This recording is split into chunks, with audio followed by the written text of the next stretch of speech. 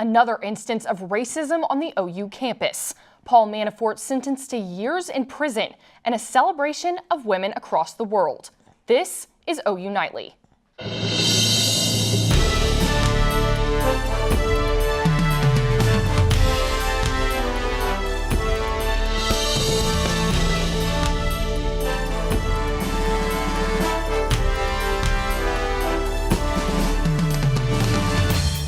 Hello, thanks for watching OU Nightly. I'm Abby Green. And I'm Aspen Endriss. We begin tonight with more controversy surrounding racism on the OU campus. Yesterday, a GroupMe thread containing racist and sexist remarks was leaked on Twitter.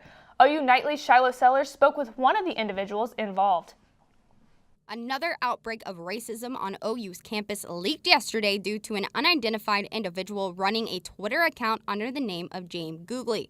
The parody account released 10 screenshots of the OU College Republicans group chat, where many contributed to racist and sexist comments, along with condemning recent racist incidents that took place on campus late January. Their bipartisan counterpart, OU College Democrats, released a statement saying the remarks were sufficiently severe and pervasive and called for immediate disciplinary action. In response to the leak, many leaders of the organization resigned. Yeah, so the group chat is no longer active because I was not going to tolerate anybody else saying anything that could be hurtful to the community. Those that remain in leadership roles like Schoonover have organized a voluntary diversity training that will happen next Wednesday. The organization feels that this will effectively educate its members on diversity inclusion. However, racist comments have been swept wayside with claims that they were just jokes. I said it would be literal, none of it. And I do joke a lot, and some of my jokes can be really harsh, but I also know who I am, and I'm not concerned with other people's opinions about me. And I guess I pay the price for that, but I know when I'm joking, and I know when I'm serious, and I know what I stand for. Members like Tolley, who took part in the controversial conversation, are no longer members of OU College Republicans. Shiloh Sellers, OU Nightly. And Emma Sears shines a light in the news center on the latest surrounding another resignation. Emma? Ex-Fox News executive Bill Shine is leaving the White House as a communications advisor. Shine was spotted on the White House South Lawn on Friday prior to the president's trip to Alabama. Shine is expected to take a position on the Trump 2020 campaign team. President Trump is currently visiting a memorial to storm victims in Alabama after tornadoes killed at least 23 people and injured dozens. Reaction to Paul Manafort's surprisingly light sentence continues to come in. The former Trump campaign chairman will serve 47 months in prison for tax and bank fraud relating to his work with Ukrainian politicians. Manafort was jailed back in June. He will receive 9 months credit for the time served. He still faces additional time in a separate case in the District of Columbia next week. In that case, he pled guilty to charges of illegal lobbying. And Anne Frank's stepsister meets with California teens to discuss anti-Semitism. The teens had used Nazi symbols in a celebration. Aspen? Thanks, Emma. And you know, Abby, I was bundled up the other day and I wore shorts and a t-shirt today to class. You and me both. Well, Jake Mammen has a first look at the warmer temperatures we've been seeing around the metro. Jake? Yeah, that's right, Abby and Aspen. It's been much different later on this week. Current temps around the metro right now, 50 in Choctaw, 51 there in Oklahoma City, a couple of upper 40s there in the northwestern portions of the metro. So overall, a nice warm up compared to what we've started off the week with on Monday with those sub-zero wind chills. The allergy index, the wind is picking up out of the south. So if you guys are struggling with the allergies right now, it's because the tree level is at an all-time high right now on the allergy index, thanks to that cedar pollen from Texas. And that'll continue throughout tonight and into tomorrow morning. Is coming up in Maine weather, I have the forecast for storms overnight. Who will see the rain and the warm up coming up in the 7-day? Guys, back to you. Registration for the big event ends sooner than you might think.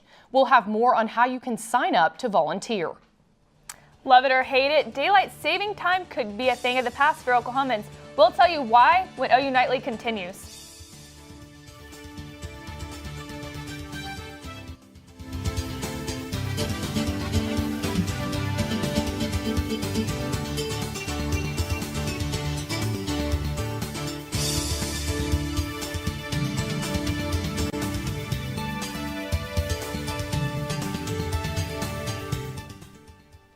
Today is the last day for OU students to sign up to volunteer for the big event.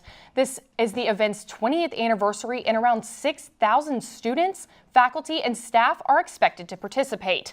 Big Event Committee members were on the South Oval all week to promote awareness for the community.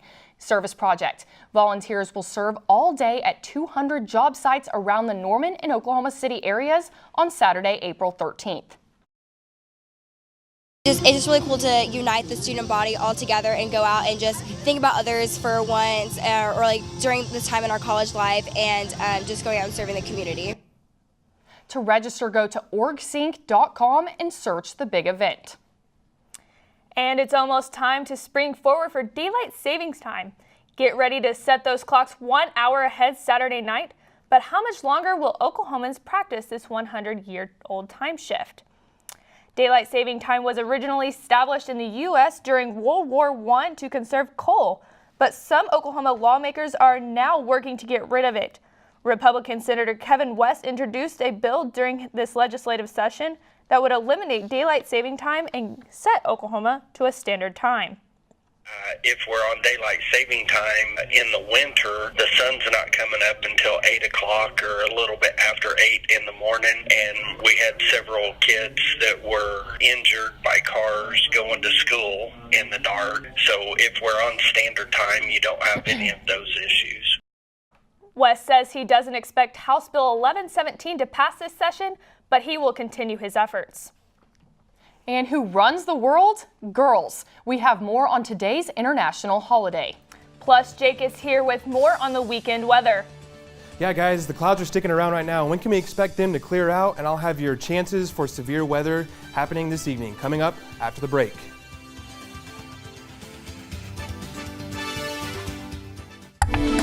Welcome back to OU Nightly. Well, the current temps outside right now, we're sitting fairly nice right now. 51 here in Oklahoma City, 54 in Norman. Those temperatures are beginning to kind of fall as this cold front continues to move on to the east and to the south. So we'll have to watch that over the next couple of hours. Current winds outside right now, 17 miles per hour up there in Guyman. So it's fairly gusty along the front there, but everywhere else it's fairly just really breezy and mild right now. So not too bad as far as winds go. Again, those winds are affecting those allergies out there currently right now. Lows for tonight, Oklahoma City, 50 degrees, 51 in Norman. 43 out there in Guyman with a slight breeze out of the south tonight as those clouds stick around. Your drought monitor, the dryness is starting to creep back into the state here in western portions of Oklahoma. Abnormally dry, and down here in the far southwestern counties, we can start to see that moderate drought start to creep back in down there. And that'll be kind of the factor for tomorrow with those winds picking up and the dry conditions as well down there as far as fire weather goes tomorrow, drought weather. Future radar. Here we go. We're going to start to play this through. The rain kind of starts to increase overnight about 10 p.m.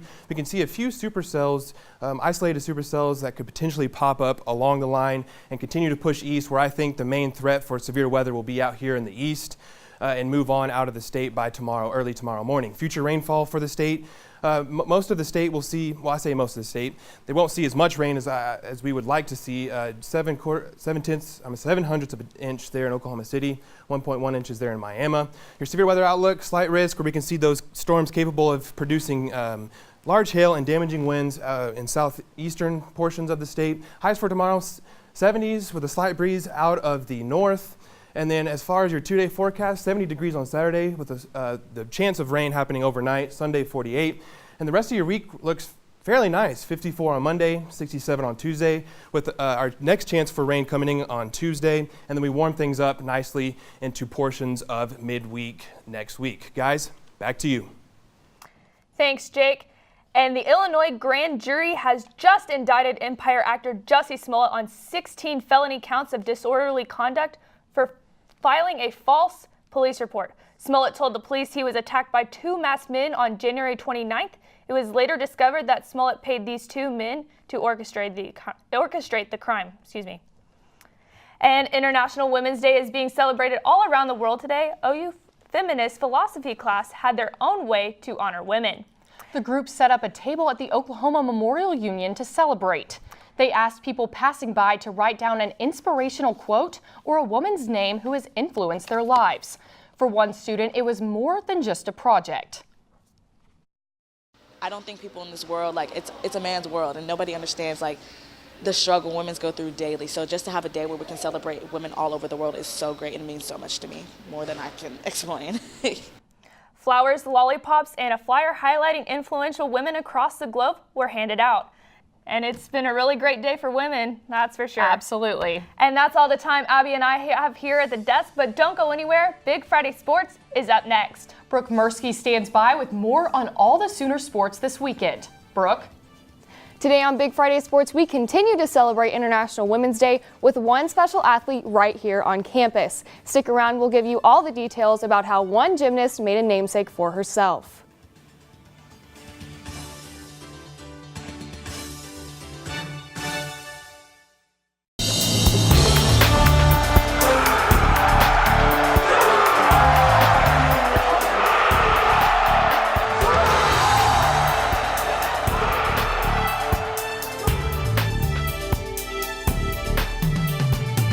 Hello and welcome to Big Friday Sports. I'm Meridith Mulkey alongside Brooke Murski. As usual, we're here with all your Sooner sports updates as you head into the weekend. Let's start with some football news Sooner fans can get excited about. The boys are back and officially started spring practice yesterday. With new defensive coordinator Alex Grinch, the new number 1 in town, Jalen Hurts, and the new Wave 19 joining the team, things look a little different. But that's exactly what Grinch wants as he looks to change the team's defensive mentality. The thing we told them going into it, we can have bad plays. We can't have a bad day if we play with tremendous effort. So what we're not going to do is we're not going to say it's an effort-based defense, and all of a sudden you get day one spring football, and the effort is secondary to scheme. So, and I think overall, as you see them running around, I thought for the most part that was good, which it should be. They should be excited. By the way they do things, all 11 men, they're not forgetting about one person out there. Everybody's hustling to the football. If you ain't, there's consequences. So that brings a trigger, like that pulls a trigger in your mind that you better keep rolling. You can't stop out there. You got to go 100%. Women's basketball opens up the Big 12 championship tonight against Texas Tech at Chesapeake Energy Arena. The ladies are looking to turn things around in the postseason after ending the regular season 8-21 overall. The Sooners will look to their young guards Anna Lanusa and Taylor Robertson to lead the team like they have all season. Tip-off tonight is at 6. Now, the men's basketball team won its most important game of the season on Tuesday to potentially lock up a trip to the NCAA tournament. Zach Brown has more as the Sooners prepare for the final stretch of the year. OU men's basketball picked up a big win against Kansas and have all but guaranteed themselves a spot in the tourney. Now, before the game, there was much debate as to whether or not the team would even get in. Now, they're ready to dance. Yeah, obviously a huge win. Kansas set the bar for so many years, been outstanding, and a very good team again this year. So really happy for the guys. Yeah, OU's going to get in the tournament. They're definitely a tournament team and those sorts of things. But the thing about OU or TCU or Baylor or Kansas or Iowa State, if you don't play well that night, you're going to get beat. Just knowing that all the games were in our control, just saying that we have to win these amount of games to be able to control our own destiny, so to speak. So I feel like we've done a great job accomplishing that goal. Have another game on Saturday. And that game Doolittle is talking about, at number 18th ranked Kansas State, who could win a share of the Big 12 title on Saturday with a victory. Now, OU hopes to prevent that, but more importantly, hopes to make a big statement as they gear up for March Madness. Zach Brown, Big Friday Sports. And baseball got off to a hot start this season, only losing 2 games so far, making them nationally ranked for the first time this season at number 25. This weekend, the Sooners will stay down in Texas for a 3-game series against Rice. The all-time series between the two is 5-5, with Rice winning the last 2 meetings. The first game of the series is tonight at 6:30. And the ladies will be staying right here in Norman all weekend. OU softball will kick off this weekend with the longest homestand of the season. They host Northwestern tonight at 6 o'clock. Then tomorrow they have a doubleheader with Drake and Grand Canyon at 1 and 6, and finish up on Sunday with a rematch against the Wildcats. And if you're looking for Champ U, head on over to McCaslin Fieldhouse Saturday at 4 to see men's gym compete in Norman one last time. Number 1 OU will face off against number 6 Illinois and plan to keep their winning streak alive. This will be a bittersweet meet for the 9 seniors on the team, but they'll be back home in the postseason to host the MPSF Championships. And the women are headed north for the weekend. OU meets with number 9 Michigan on Saturday. Undefeated this far, the ladies are coming off hot from their 2-point win over UCLA. They'll have a quick turnaround on Monday in Ames against conference rival Iowa State. These two meets mark the final road meetup in the regular season. Fifth-year senior women's gymnast Brenna Dow is often described as strong, but what makes her so strong? Our Shiloh Sellers has her story. As a young gymnast, Brenna Dow trained under the great Al Fong, who taught Dow both technique and how to push the boundaries. I learned a double front, and after that it was just kind of like, what's next? The double front, double pike presented Brenna with an opportunity to get the skill named after her, an opportunity only few gymnasts ever receive. And so one of my biggest goals throughout my elite career was to get it named after me, and in order to do that you have to compete at Worlds or Olympics. In 2013, Brenna got her first chance to make her dream come true by earning a spot on the USA gymnastics team.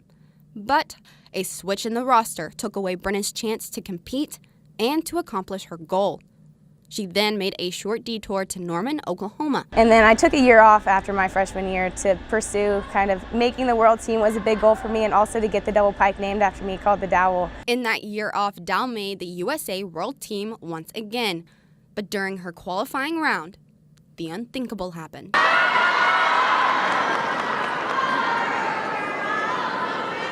A technical glitch and miscommunication resulted in a rarity in the gymnastics world: no music. I don't know if I was hearing things or what, but I thought I heard Marta or someone in the audience say, just go, just go. So I ran onto the floor because there were like 5 seconds left and I didn't want to get a 0. Dow danced to the beat of claps resonating from the audience and landed her double front, double pike, now known as the Dowel. I've been doing that skill for so long, and it was just always my dream to have it be called the Dowel. So then whenever I competed it and knew that I was going to have my name next to it in the code of points, it was just one of the most special things. With only 2 months of gymnastics left, she says she is excited for her life after gymnastics. Next up, graduate school. Shiloh Sellers, Big Friday Sports. If you thought the Sooner Sports Weekend was over, we have a few more for you. Both tennis teams are staying in Norman this weekend. Starting off today, women's tennis is currently competing against Tulsa and will meet up with Gonzaga Saturday at noon. And the men will host Memphis at 7 tonight. OU swept its last weekend of matches and is ranked 18, 6 spots up from its previous team ranking of 24. And wrestling will head to Tulsa to open up the Big 12 Championship Saturday. Last season, the Sooners finished 6th in the tournament. Still to come on Big Friday Sports, possible MLB rule changes, and some NFL teams are playing deal or no deal. When we come back, we'll give you all the details. Welcome back to Big Friday weather. Looking pretty good this weekend. After that chance of precipitation comes overnight, we're going to warm up tomorrow at 70 degrees. The sun will come out tomorrow, and then Sunday we're going to cool back down to about 48 degrees with a slight breeze out of the northeast at about 5 to 10. So really early storms on Saturday, clear skies in the evening tomorrow, and then Sunday cooling off and drying out. Meridith, Brooke, back to you guys. Thanks, Jake. LSU has suspended men's basketball coach Will Wade indefinitely. The quick decision was made a day after FBI wiretaps intercepted calls from 2017. The calls were made between Wade and aspiring business manager Christian Dawkins, where Wade expressed his frustration about not being able to close an offer for guard Javonte Smart, a top 50 recruit at the time. Now the Thunder are in LA tonight after a quick trip to Portland yesterday. After a turnover towards the end, the game went into overtime, but without Yusuf Nurkic. He was ejected after some tension on the court. Fighting to move up in the rankings, Westbrook dropped 37 points against the Trailblazers in an OT win, and PG added 32 points and 14 rebounds to that. The 129-121 victory gave the Thunder a nice jump start to the weekend as they take on the Clippers tonight at 6:30. Last night, everyone thought Antonio Brown was going to be traded to the Buffalo Bills. However, the trade fell through because he refused to go to Buffalo. AB commented on an NFL Instagram post claiming the trade was fake news. Around 5 this morning, Bills general manager also shut down questions saying that the team discussed having Brown in Buffalo, but ultimately it just didn't make sense for either side. Brown went on Instagram Live and said he will announce his new team, quote, in a little bit. And the second round of the Arnold Palmer Invitation is underway in sunny Orlando, Florida. Let's take a look at the standings. Now, Tommy Fleetwood and Keegan Bradley are tied for the lead and way ahead of the pack at 9 under. Meanwhile, Keegan Bradley is tied at third at 5 under heading into the weekend. And the MLB is testing the waters by experimenting with new rule changes in the Atlantic League. Just to name a few, umpires will be assisted in calling balls and strikes by a tracking system. The mound will be moved 2 feet back. There must be 2 infielders on each side of second base, and pitchers must face at least 3 batters or reach the end of the inning before leaving the game. And it's spring training season for Major League Baseball, and ESPN decided to mic up some of the players from the defending World Series champion Boston Red Sox. Here are some of the highlights from a fun day in Florida. Hey, Mulkey, did your chain actually become a little bit bigger than last year? Because we hear it a lot more than we did last season. No, it's the same chain. I tuck it in, though. You know, I took my ice in. Y'all don't want me to be great, so it's all right. Well, what we're kind of rooting for here is Lucas Duda to pull one. Well, I'm going to try and catch it, though, guys. Oh, of course you are. Uh-oh. Nope. The other way. Love to see that, but that's all the time we have for you today on Big Friday Sports. She's Meridith Mulkey. I'm Brooke Murski. Unfortunately, we won't be back for the next 2 weeks because of spring break, but tune in 3 weeks from now for more Sooner sports updates. Until then, enjoy highlights from the Sooners' marquee win against the Jayhawks on Tuesday.